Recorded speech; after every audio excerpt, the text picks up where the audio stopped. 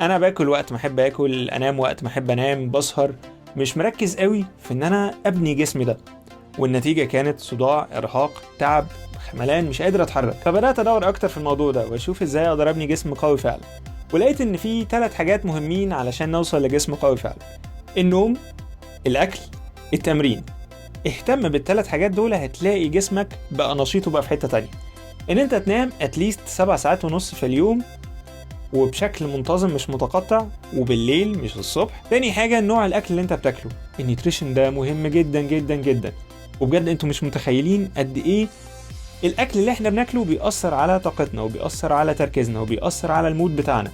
تأثير الأكل قوي جدا جدا جدا، فخلي بالك من الأكل اللي أنت بتاكله وكل أكل صحي. تالت حاجة هي الحركة، النشاط. ابدأ بحاجة بسيطة، ابدأ حتى لو تتمشى نص ساعة في اليوم. أنا صراحة أخدتها خطوة كمان ورحت اشتركت في جيم، بس ما كانش هدفي ان انا ابلق ولا ان انا اطلع عضلات كبيره. انا كان هدفي ان انا امشي جسمي، اتحرك. كنت بروح 3 ل 4 مرات في الاسبوع. مش لازم تروح ال7 ايام، مش لازم تروح 5 ايام. ظبط بحيث ان انت تبقى consistent، ان انت منتظم. الكونسيستنسي، الانتظام، اهم حاجه.